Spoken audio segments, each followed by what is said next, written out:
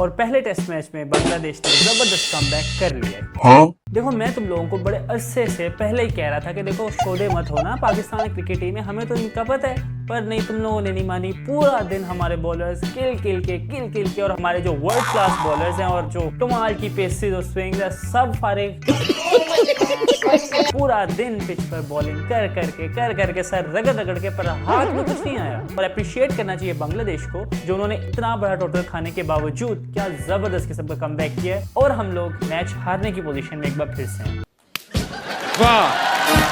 अच्छा, इससे पहले हम अपने बॉलर्स की परफॉर्मेंस पे आए, सबसे पहले मुझे क्यूरेटर का पता दो। क्यों?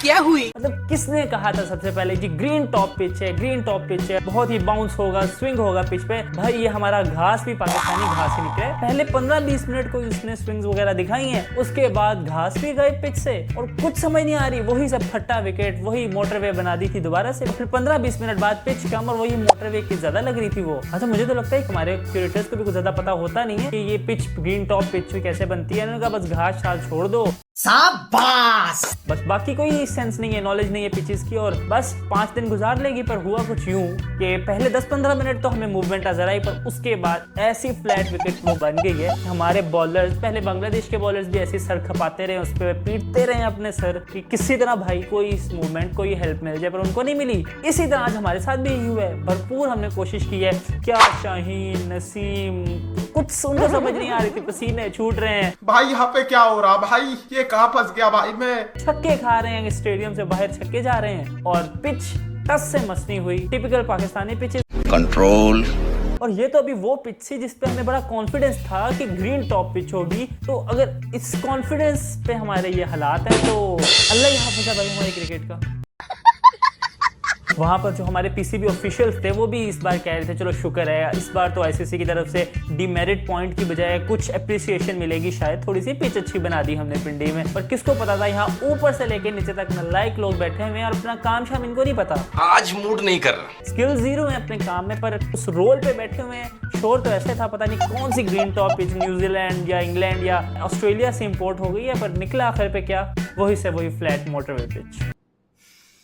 अच्छा, तरस मुझे शान मसूद बेचारे पे आ रहा है। वो भी कह रहा होगा कि इस बार एग्रेसिव कैप्टनसी की है और क्या वो मार्का मार रहा होगा ये सोच कर कि ग्रीन टॉप पिच मैंने बनवा दी है और इस बार तो बांग्लादेश को क्रश कर देंगे हम लोग। उस मासूम को क्या पता था कि भाई तूने जिनसे ये पिच बनवाई आखिर वो भी तो सिस्टम का हिस्सा है। ये क्या बात हुई यार। तो अब एंजॉय करें। लग वैसे यहाँ पर ये रहा है जो सिचुएशन मैच की बन चुकी है, मुझे तो ड्रॉ की तरफ जाता हुआ लग रहा है, क्योंकि तीसरा दिन वैसे ही खत्म हो चुका है। और ऑफ कोर्स हमें पता है जो पाकिस्तान आखिरी में सेशंस में करता है, पाकिस्तान से कुछ ज्यादा उम्मीदें तो है नहीं। हाँ, ये उम्मीद कर सकते हैं कि शायद अगर बांग्लादेश कल के सेशन में जल्दी आउट हो जाए तो कोई मैच के सिनेरियो बन सकता है, अदरवाइज तो ये ड्रॉ होता नजर आ रहा है। और एक बार फिर से होम कंडीशन पर वर्ल्ड टेस्ट चैंपियनशिप के पॉइंट्स हमारे पास अर्न करने का एक सुनहरी मौका था और हमने वो गवा दिए। और गवाया क्यों है? अपनी नालायकी की वजह से बस।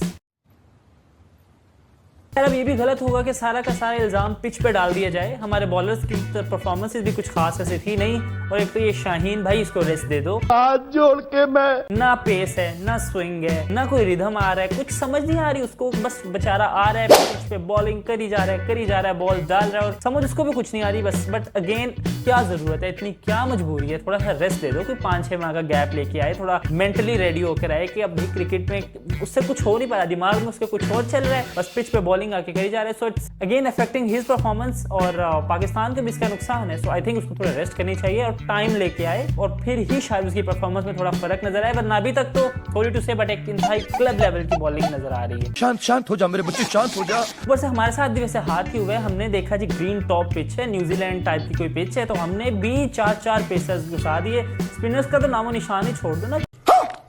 बैट्समैन की जगह हमने पेसर्स को डाला हुआ था कि विकेटें लेंगे और तबाही फेर के रख देंगे बांग्लादेश की जो साइड है, पर क्या पता था हमें कि होना हमारे साथ ये आखिर पे। हाँ, खुरम शहजाद ने थोड़ी अच्छी बॉलिंग की है, उसमें हमने देखा कि 2 बोल्ड किए हैं बड़े प्यारे, इन स्विंग होती बॉल।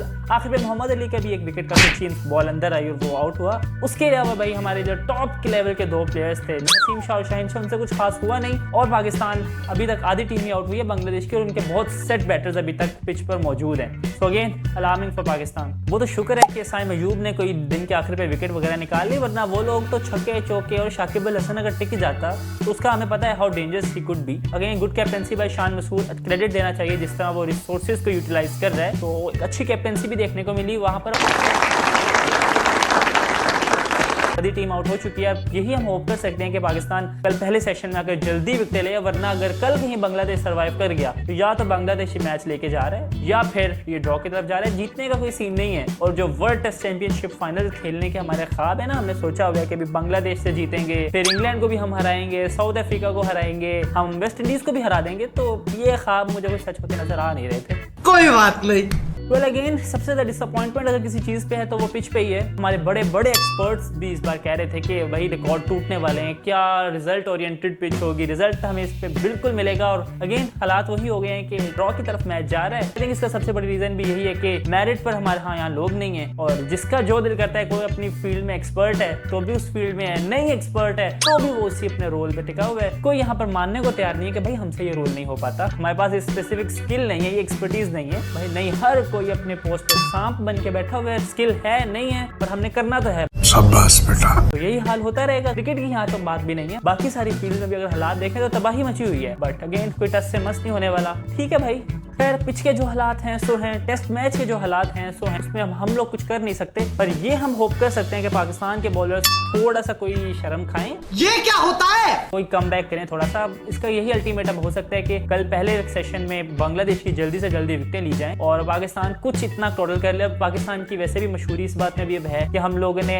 आखिरी इनिंग्स में आकर लेट जाना होता है। टोटली बात तो सही है। 5-6 विकेट्स हमने कोई क्विकली जो है वो अपनी गिरानी होती है, तो उससे भी देखना पड़ेगा कि पाकिस्तान अपनी रवायत से निकलेगा या नहीं निकलेगा। अगर तो पाकिस्तान ने अपनी वही पुरानी टाइप की क्रिकेट खेली फिर तो ये मैच कोई बचा नहीं सकता। हाँ, अगर थोड़ी सी कोई शर्म आ गई हमें और अपनी रवायत से हम लोग निकल आए ऐसे तो नहीं होता है, तो चांसेस अभी भी हैं पाकिस्तान को डिसेंट टारगेट दे। और उसके बाद भी पाकिस्तान को बहुत जल्दी आउट करना पड़ेगा बांग्लादेश को, और अच्छी बॉलिंग करनी पड़ेगी, इस टाइप की नहीं जिस तरह की अब हो रही है। अब मसला यहाँ पर ये भी है कि पिच फास्ट बॉलर्स को तो वैसे सपोर्ट कर नहीं रही और स्पिनर्स हमने खिलाए नहीं है, तो भाई पता नहीं क्या होने वाला है।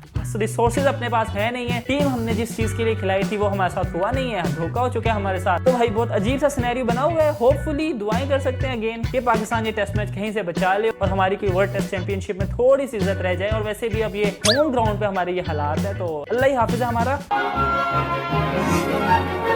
खैर लेट्स सी कि क्या होता है कल के दिन। बहुत इंपॉर्टेंट दिन है कल का। होपफुली कुछ पाकिस्तान कर पाएगा कल के दिन और पहले सेशन में हम लोग विकेट्स लेने में कामयाब हो जाएंगे। Well that's all from this video. If you like this video, make sure to give it a huge thumbs up. Also, if you haven't subscribed to this channel, make sure you subscribe. It really means a lot. मैं तुम्हारे बाप का नौकर नहीं हूँ। And I will, as always, catch you guys in the next video. Until then, bye.